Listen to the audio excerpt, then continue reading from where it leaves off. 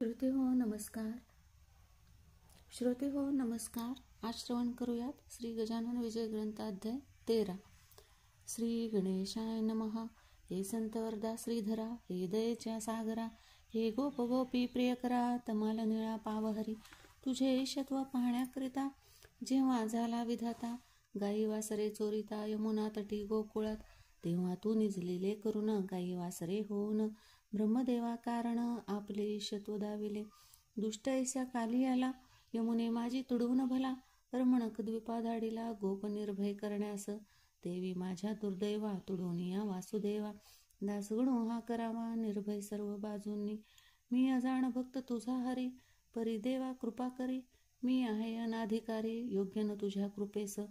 ऐसे जरी आहे सत्य परी नको पाहू संत, माझी चिंता वार त्वरित आपल्या कृपा कटाक्षी. आता श्रोते सावधान, बंकटहरी लक्ष्मण, विठू जगदेवादी मिळून गेले वर्गणी जमवावया. भाविकांनी वर्गणी दिली, कुत्सितांनी कुटाळी केली, वर्गणीची का हो पडली जरूर तुमच्या साधूस्तव. गजानन म्हणता महासंत, जे न घडे ते घडवीत, मग त्यांच्या मठाप्रत वर्गणी ही कशाला. कुबेर त्यांचा भांडारी, मग कशास फिरता दारोदारी, चिठ्ठी कुबेराच्या वरी करा म्हणजे काम झाले. ऐसे एकदा भाषण जगदेव बोलला हसोन, या भिक्षेचे कारण आहे तुमच्या बऱ्यासाठी. श्री गजाननासाठी नको बांधणे मठमठी, या अवघ्या टाटी तुमचे कल्याण व्हावयास. स्वामी गजाननाचा त्रैलोक्य हाची मठ साचा, अवघी वने हा बगीचा, पलंग ज्यांचा मेदिनी, अष्टसिद्धी दासीपरी राबता ती ज्याच्या घरी, तो न तुमची पर्वा करी त्याचे वैभव निराळे. सविता सूर्य नारायण त्यासी दीप कोठून प्रकाश देऊ शकेल, जाण प्रतिकार करण्यात आमाचा. तो मुळीच प्रकाशमयी, त्याला दीपाचे काज नाही, हलकारा तो कोठून होई सार्वभौमा भूषविता. इच्छा आहे वैभवाची असते मानवा प्रतिसाची, ती आहे व्हावयाची पूर्ण या पुण्यकृत्याने. रोग बरा करण्याभली औषधाची योजना केली, प्राणासाठी नसे झाली ती हे ध्याने धराहो. रोग भय शरीरास नाही मुळीच प्राणास, जन्म मरण हेही त्यास नाही मुळी राहिले. तैसी तुमची सुसंपन्नता, रक्षण व्हाया सर्वथा, पुण्यरूप औषधी आता मिळणे भाग आहे की. संपन्नता हे शरीर, रोग त्याचे अनाचार, त्याचा नाश होणार या पुण्यरूप औषधीने. म्हणून पुण्य संचय करा, कुतर्कना चित्ती धरा, पुण्य मेदिनी माझी पेरा, करा आपल्या संपत्तीचा. बीज पेरिता खडकावर ते वाया जाते साचार, त्यास कधी ना येणार मोड हे ध्याने धरावे. अनाचार दुर्वासना हे खडक असती जाणा, तेने टाकल्यावरी दाणा ते किडे पाखरे भक्षिती. संत सेवे समान कोणते नाही पुण्यान, स्वामी सांप्रत गजानन मुकुटमणी संतांचे. संत कार्यास काही देता अगणित होते सर्वथा, एक दाणा टाकिता मेदिनी माझी कणीस होते. त्या कणसास दाणे येती एकाचीच बहुत होती, तीच पुण्याची आहे स्थिती हे बुध हो विसरू नका. ऐसे बोलता साचार कुटाळ झाले निरुत्तर, खरे तत्व असल्यावर कुंठित गती तर्काची. नेता असल्या वजनदार वर्गणी ती जमे फार, शुल्लकाच्याने न होणार कार्य कधी वर्गणीचे. असो मिळाल्या जागेवरी कोट बांधिला सत्वरी, झटू लागले गावकरी मग वाण कशाची. बांधकाम कोटाचे चालता शेगावीसाचे, दगड चुना रेतीचे सामान गाड्या वाहती. त्यावेळी समर्थस्वारी होती जुन्या मठावरी, त्यांनी विचार अंतरी ऐशा रीती केला हो. आपण तेथे बसल्याविणे काम न चाले झपाट्याने, म्हणून कौतुक समर्थाने केले कसे ते पहा परियेसा. एका रेतीच्या गाडीवरी समर्थांची बसली स्वारी, तो गाडीवान झाला दुरी महार होता म्हणून. तई महाराज बदली तयास कारे खाली उतरलास, आम्हा परमहंसास विटाळाची बाधा नसे. महार बोले त्यावरी महाराज तुमच्या शेजारी, मी न बसे गाडीवरी ते आम्हा उचित नसे. मारुती रामरूप झाला परी रामा सन्निध नाही बैसला, तो उभाच पहा राहिला करजोडून रामापुढे. बरे बापा तुझी मर्जी त्यास हरकत नाही माझी, बैलांनो नीट चला आजी गाडीवाल्या मागून. बैल तैसे वागले नाही कशास बुजले, गाडीवाल्या वाचून आले नीट सांकेतिक स्थलास. समर्थ खाली उतरले मध्यभागी येऊन बसले, तेथेच हल्ली काम झाले त्यांच्या भव्य समाधीचे. ही जागा शेगावात आहे 2 नंबरात, 43, 45, 700 सर्वे नंबराच्या.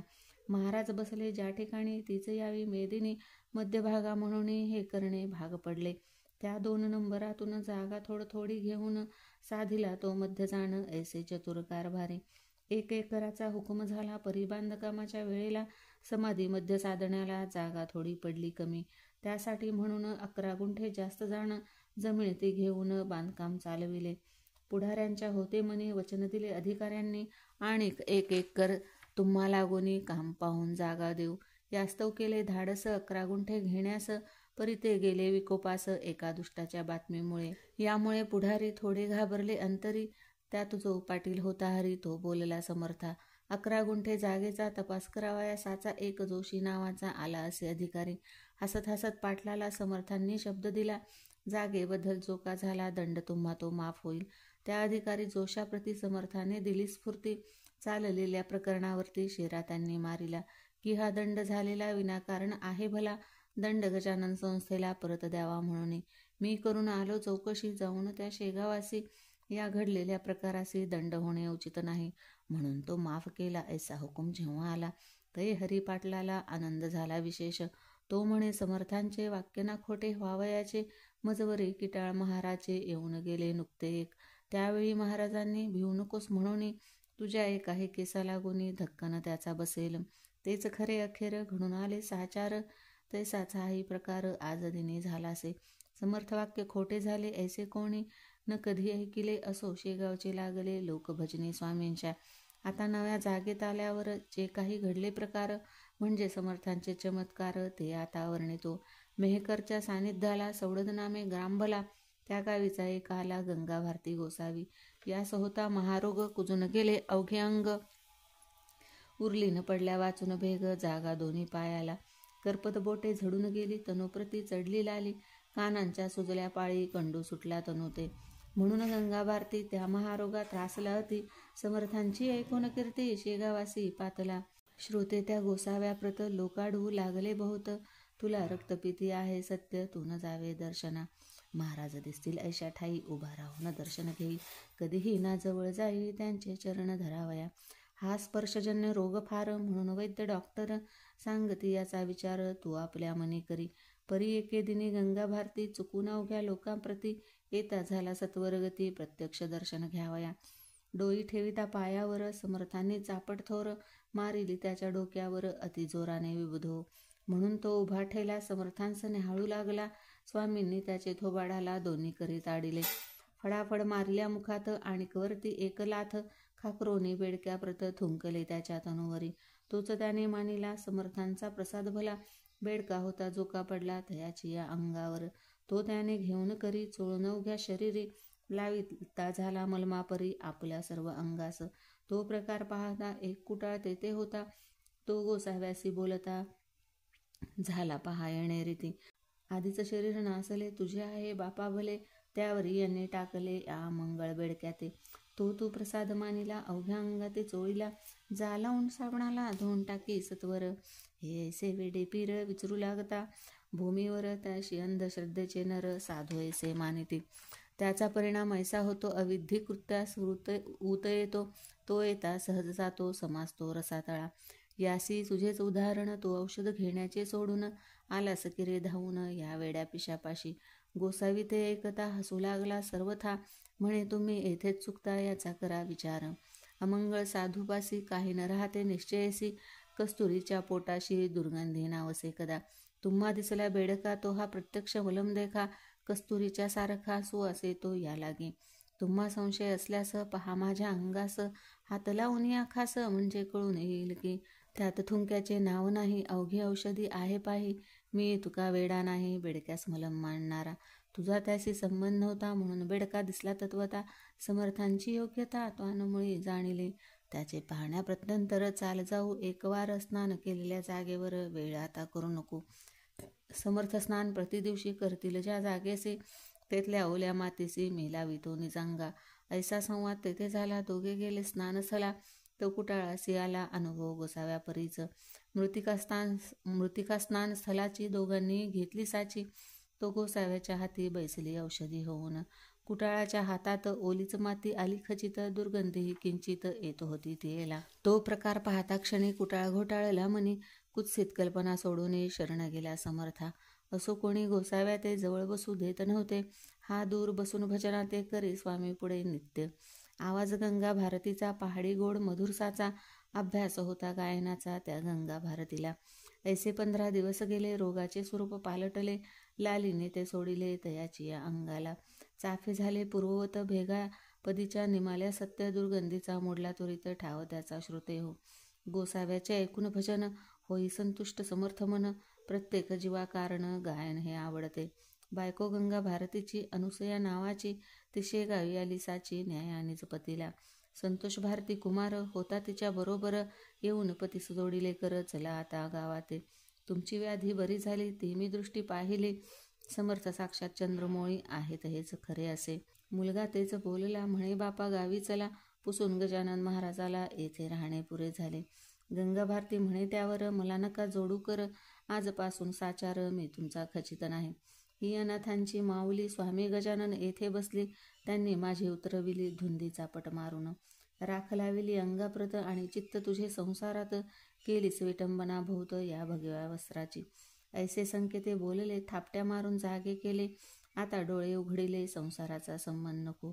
हे संतोष भारती कुमारा, तू तुझ्या आईस नेई घरा, येथे नकोस राहू जरा, सवडत जवळ करावे. हिचे जीवनमान आहे जोवरी, तोवरी हिची सेवा करी. हिचे जीवमान जोवरी, तोवरी हिची सेवा करी. ही तुझी माय खरी, हिला अंतर देऊ नको. मातोश्रीची करिता सेवा, तो प्रिय होतो वासुदेवा. पुंडलिकाचा ठेवावा इतिहास तो डोळ्यापुढे. मी येता सवडदात, पुन्हा रोग होईल पूर्ववत. म्हणून त्या आग्रहात तुम्ही न पडावे दोघांनी. आजवरी तुमचा होतो, आता देवाकडे जातो. नरजन्माचा करून घेतो काहीतरी उपाय. हा वाया गेला खरा, नराचा जन्म साजिरा. चुकेल 84चा फेरा, ऐसे साच सांगितले. समर्थ कृपेने निश्चिती झाली मलाही उपरती, या परमार्थ खिरीत माती टाकू नका रे मोहाची. ऐसे सांगून कुटुंबाला मुलासह सवडदाला, दिले धाडून राहिला आपण तसाच शेगावी. पदपदांतरे समर्थांची आवडीने म्हणावी साची, त्यास कला गायनाची येत होती विबुध हो. प्रत्यही तो अस्तमाना, एकतारा घेऊन जाणा, समर्थांच्या सन्निधाना बैसून भजन करीत असे. ऐकून त्याचे भजन इतरांचेही हर्षे मन, वस्तू अशीच आहे का न रंजविणारी सर्वांते. हा गंगा भारती बरा झाला, रोगाचा पत्ता मोडला, मलकापुरास पुढे गेला गजाननाच्या आज्ञेने.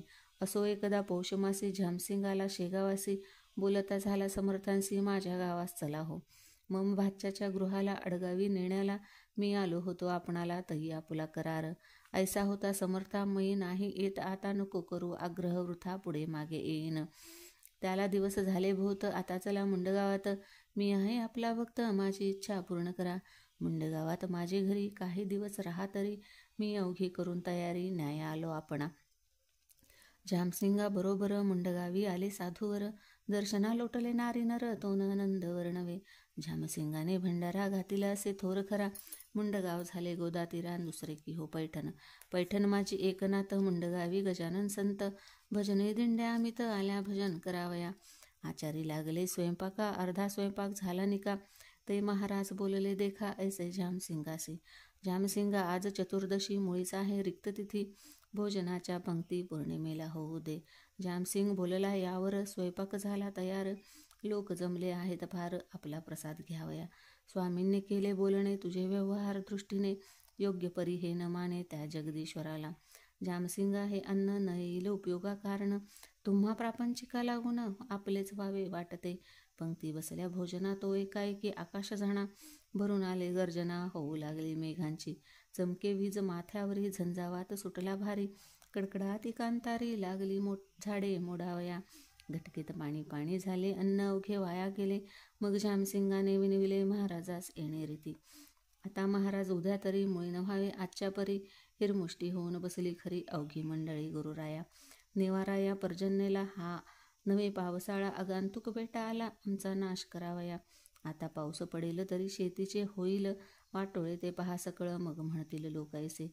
झामसिंगे केले पुण्य हा भंडारा घालून, ते भोवले आम्हा लागून वा खूप तरा पुण्याची. ते महाराज म्हणाले झामसिंगा, ऐसा संचित होसी का गा, तुला न उद्या देईल दगा हा पर्जन्य कधीही. आताच मी वारितो त्यासी, ऐसे बोलून आकाशासी, पाहू लागले पुण्यराशी, तो आभाळ फाकले. मेघक्षणात निघून गेले, सर्व ठाई ऊन पडले, हे एका क्षणात झाले अगाध सत्ता संतांची. दुसरे दिवशी पौर्णिमेला थोर भंडारा पुन्हा झाला, तो नियम चालला अजून त्या मुंडगावी. झामसिंगाने आपुली इस्टेट सर्व अर्पण केली. महाराजांचे चरणी भली त्या मुंडगाव ग्रामात. लोक त्या मुंडगावात समर्थांचे झाले भक्त. पुंडलिक भोकरे म्हणून त्यात एक जवान पोरे असे.